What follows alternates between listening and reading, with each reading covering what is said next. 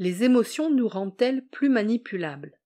Est-ce que le fait d'éprouver de la peur ou au contraire une joie intense peut nous aveugler au point de nous égarer? On parle beaucoup des émotions, mais savons-nous réellement ce qu'elles sont et surtout, quel rôle elles jouent dans les manipulations? Ça fait beaucoup de questions, mais on va se donner 10 minutes pour comprendre les émotions et surtout comprendre comment les gérer pour éviter de se faire berner.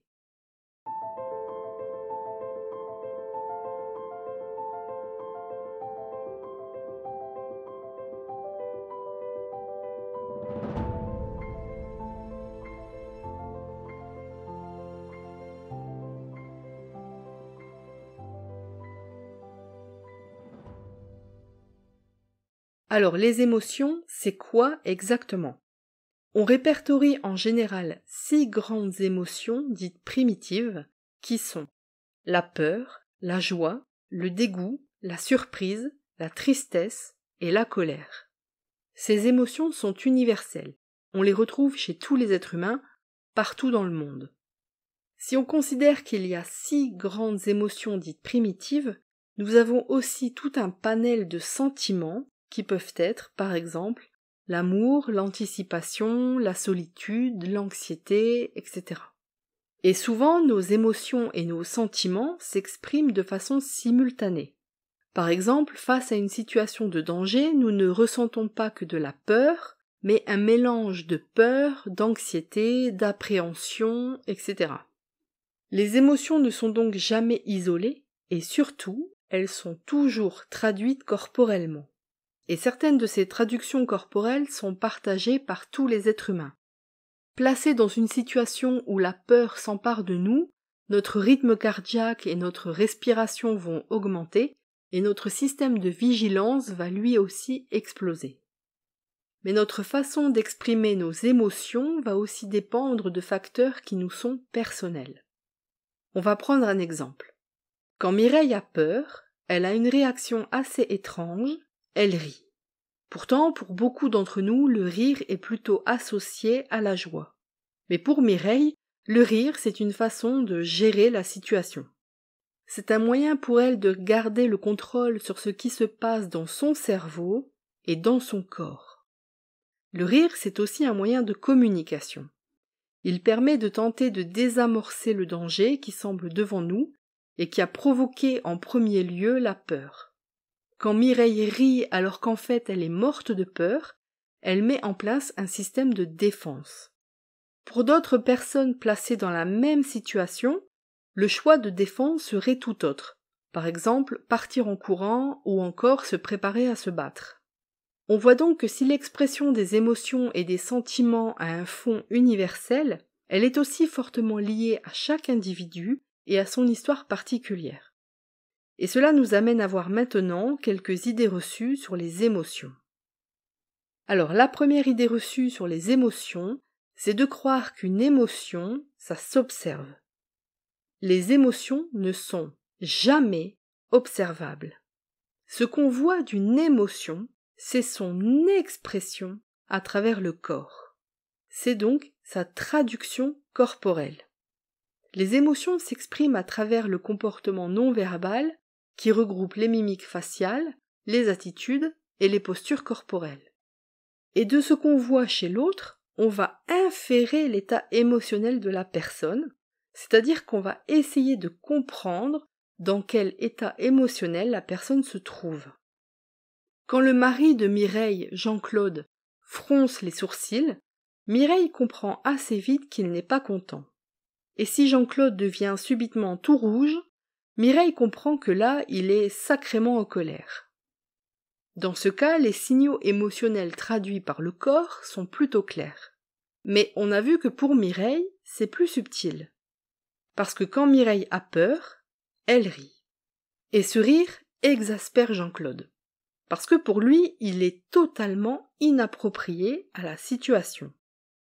Pour Jean-Claude, comme pour beaucoup de personnes à travers le monde, le rire est interprété comme une manifestation de joie. Alors quand Mireille éclate de rire à la vue d'une immense araignée qui court tout droit vers elle, Jean-Claude regarde sa femme d'un air ahuri.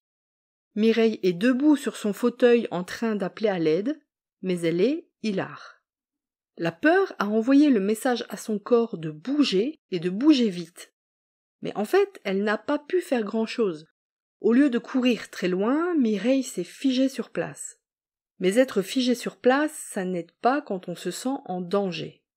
Alors le cerveau de Mireille a mis en place une stratégie alternative pour essayer de quand même se sortir de la situation qui est vue comme dangereuse.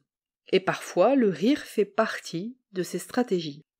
Le problème, c'est que rire peut être un moyen efficace de gérer la situation pour la personne qui a peur, mais c'est un moyen de communication très moyen pour les personnes tierces, car il brouille le message.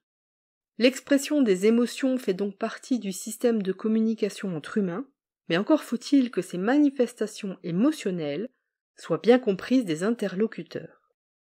Alors la deuxième idée reçue sur les émotions est encore trop souvent répandue. C'est celle de classer les émotions en bonnes émotions ou en mauvaises émotions. Les émotions ne sont jamais ni bonnes ni mauvaises. Tout simplement parce que les émotions ne sont pas des valeurs morales. Elles font toutes partie intégrante des êtres vivants, au même titre que le système cognitif ou le fonctionnement du corps. Parler d'émotions négatives pour parler de la tristesse ou de la colère est un non-sens et un non-sens grave. Parce que la peur, par exemple, a une fonction, qui est celle de nous alerter d'un possible danger. Les émotions ont un rôle à jouer. Et ce rôle, c'est de nous aider à comprendre le monde qui nous entoure et à réagir à ces possibles dangers. Associer des valeurs morales de bien ou de mal à nos émotions, c'est casser leur fonction réelle et nous couper de l'aide qu'elles nous offrent. Et justement, il y en a pour qui nous couper de cette aide, ça les arrange bien. Car beaucoup, si ce n'est toutes les manipulations, sont basées sur le fait de jouer avec nos émotions. Contrairement à une idée répandue, beaucoup de nos actions sont basées sur un état émotionnel et non sur la raison. Dans le monde de la vente, par exemple, on dit souvent que l'acte d'achat est motivé par les émotions et justifié ensuite par la raison. Si les émotions sont nos alliés pour naviguer dans ce monde, elles sont aussi la voie royale vers les manipulations. Pour vous en convaincre, vous pouvez aller écouter ou réécouter les épisodes de ce podcast et vous verrez comment derrière chaque grande manipulation, il y a d'abord une manipulation émotionnelle. Et le plus dur, c'est d'éviter cette manipulation émotionnelle. On a vu dans l'épisode 5 qu'on avait toutes et tous des croyances. Et là c'est pareil, on a toutes et tous des émotions. Et s'il est illusoire de croire qu'on va s'en débarrasser, on peut essayer de les comprendre pour mieux les gérer. Apprendre à bien se connaître et à connaître son système de gestion émotionnelle, c'est le premier pas pour éviter les pièges des manipulateurs. Alors si le sujet des manipulations vous passionne, vous pouvez aller télécharger tous les numéros du magazine gratuit La Petite Histoire sur mon site coralineozenblas.com. La Petite Histoire, c'est un magazine consacré à l'éducation et à la prévention contre les manipulations.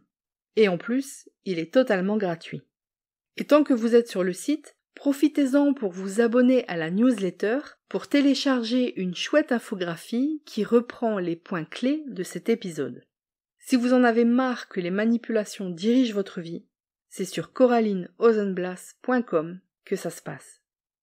Le prochain épisode sera un épisode plus long consacré à la création de faux chanteurs. On va voir ensemble comment à la fin des années 80, deux jeunes hommes qui composaient le groupe Milli Vanilli se sont retrouvés au centre d'un des plus gros scandales de l'histoire de la musique. En attendant de vous retrouver jeudi dans 15 jours, je vous remercie d'avoir écouté cet épisode et n'oubliez pas, un grand bobard commence toujours par une petite histoire.